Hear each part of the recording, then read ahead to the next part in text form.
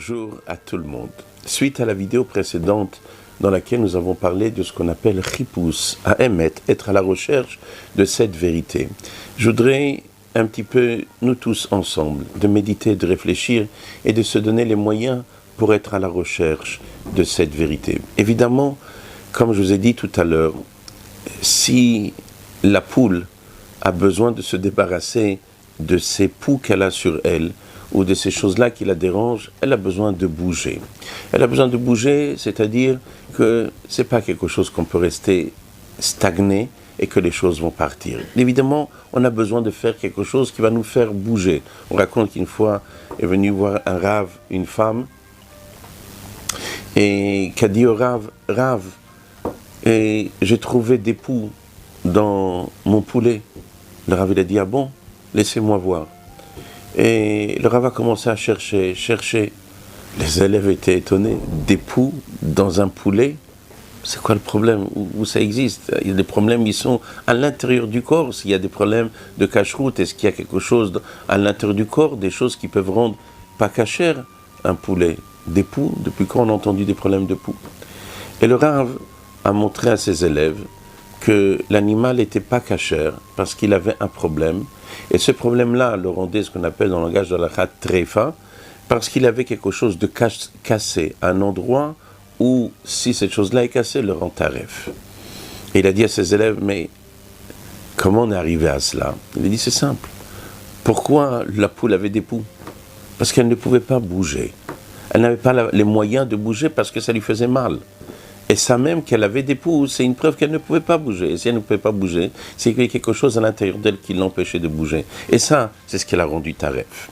En d'autres mots, pour pouvoir se débarrasser de quelque chose de négatif, on a besoin de bouger. Cette notion de bouger nous empêche d'être dans un système, ce qu'on appelle mono. Quand je suis dans un système mono, je n'ai pas besoin de réfléchir, je suis sur une autoroute et je roule. Il n'y a pas de voiture devant moi, comme en Amérique, des routes et des routes qui font des centaines et des centaines de kilomètres. On appuie sur un bouton, et maintenant aujourd'hui même on a des voitures qu'on peut même dormir et elles roulent. Mais même à cette époque-là, je me mets en mode tranquille et ça fonctionne. Je suis en mode mono. Un des fondements de base de ce qui empêche quelqu'un de progresser et d'être à la recherche de se émettre, c'est ce positionnement mono. Une seule et unique manière de réfléchir. Je n'ai pas deux manières de réfléchir. Il n'y a pas une notion de autrement.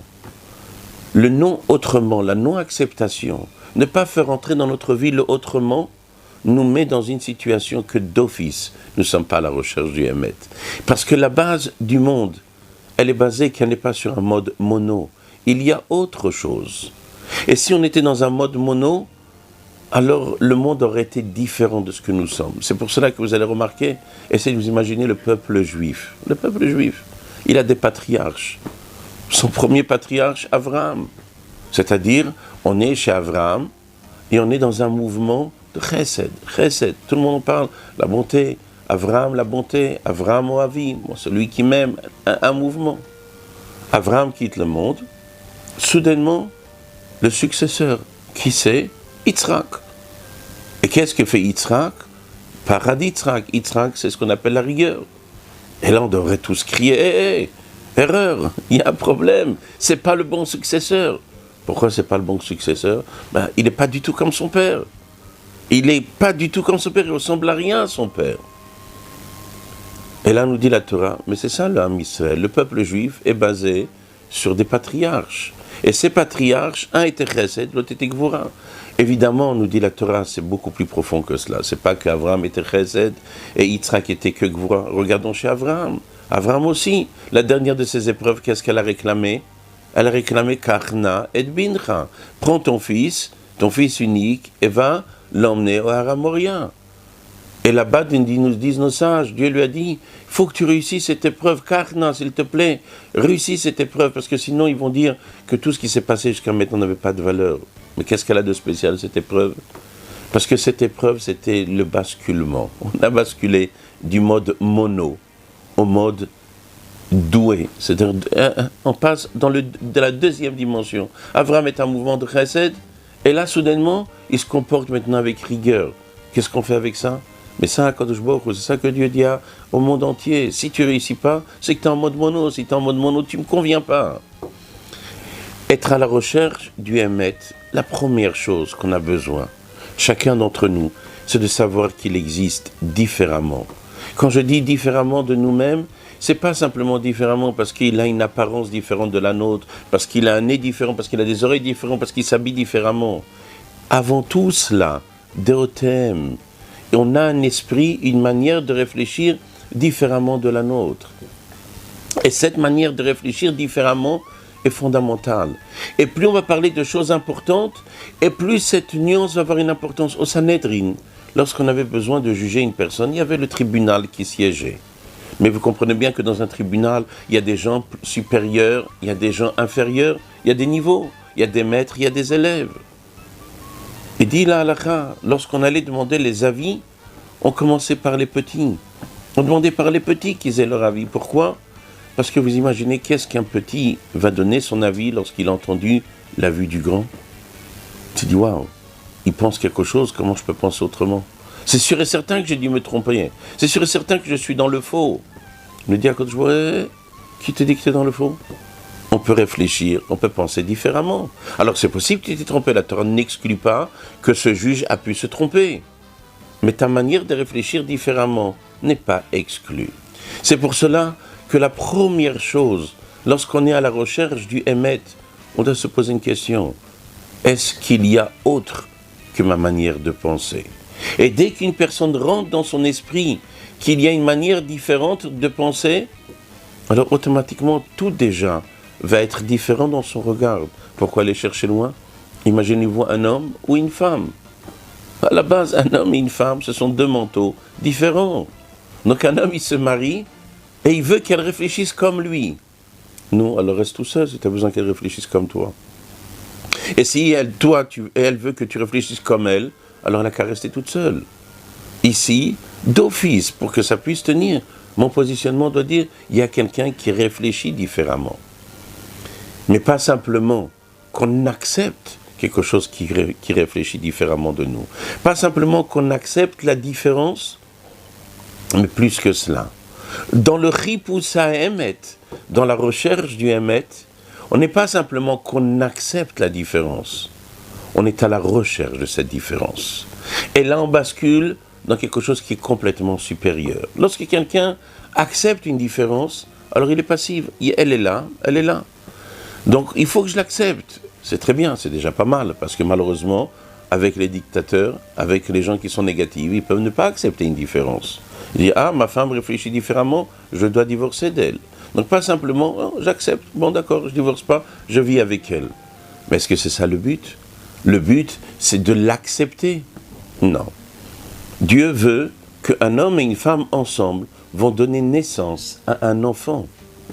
Vont donner naissance à un enfant. Comme dit le Passouk, Vayu, le Bassar Echad. C'est-à-dire, ils vont donner naissance à un projet commun. Lorsque j'accepte la différence, ça ne veut pas dire que je suis prêt à faire un business avec la personne. J'accepte qu'il y a autre chose, mais il reste à sa place et moi je reste à la mienne. Akadosh Baruch Hu Dieu nous dit pas accepte et chacun reste à sa place. Dieu dit accepte, mais c'est pas ça que je veux. Je veux que tu fasses un business avec lui. Et ici, c'est quoi le business ? C'est que vous allez vous associer et vous allez donner naissance à quelque chose. Mais donner naissance à quelque chose, il peut se faire de deux manières. Une manière, c'est que moi, je reste dans ma voie, moi, je fais le mien et toi, tu fais le tien. J'accepte que tu es ce que tu es, c'est-à-dire, je ne t'empêche pas à toi de construire des jardins. Mais moi, je veux construire des bâtiments. Donc, je t'accepte. J'accepte que tu construis des jardins et moi, je continue dans ma voie les bâtiments. Akadosh Baruch Hu, Dieu ne dit pas ça. Dieu dit, Vayu, le Bassar Echad. C'est-à-dire, je veux un projet commun que les deux vont former une seule unique entité. C'est-à-dire, lorsque vous allez, un homme se marie avec une femme, ils ont un enfant, il a une fille. Le mari, il va dire, j'ai été lésé ici. C'est pas un garçon, c'est pas pour moi, c'est pas à moi, pas du tout. C'est sa fille. C'est sa fille à 100%, et pourtant c'est une fille. Et lui, c'est un garçon.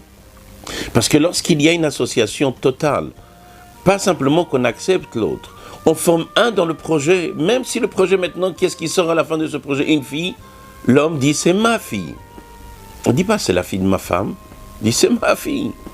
Et même, malheureusement, on peut trouver même des maris qui vont se disputer entre eux pour leur enfant, pour protéger leur fille. Mais qu'est-ce que tu cherches, toi, à protéger ta vie, puisque c'est une fille, en fin de compte, elle est comme ta femme? Non, c'est mon enfant. La personne a déjà oublié qu'il y a sa femme dedans, ça devient son enfant. Pourquoi? Parce que cette union fait partie intégrante de la chose. La même chose, le cas contraire, lorsque la femme a un enfant et qui s'appelle un garçon, qui est né un garçon, elle dit pas, ah, je me suis fait avoir, c'est un garçon qui est sorti. Non, elle est contente, elle est heureuse. Et à tel point que dit le Shulchan Aruch, il y a une bracha. Il y a une bracha à faire, et quelle bracha on fait? La bracha d'Atov ve'ametiv. Lorsqu'un garçon va naître, il y a une bracha qu'on doit dire, la bracha Atov ve'ametiv. Pourquoi on fait la bracha d'Atov ve'ametiv? Parce que dit l'halakha, la femme elle est contente, le mari il est content de la naissance de ce garçon. Donc comme il y a la naissance d'un garçon et tout le monde il est content, dit le Shulchan Aruch, dans un cas comme ça, les deux doivent faire une bracha. Donc la femme Atov ve'ametiv, moi je suis content et ma femme elle est contente. Donc qu'est-ce qu'on voit d'ici? Une chose simple, même si c'est un garçon, et c'est pas une fille, la femme elle est heureuse de cela. C'est-à-dire, en d'autres mots, dans la première étape, dans Chipus Haemet, je dois me conditionner à accepter qu'il y a une différence. Mais Dieu me dit, c'est très bien, merci Hachem déjà que tu as accepté la différence. Mais c'est pas ça que j'attends de toi.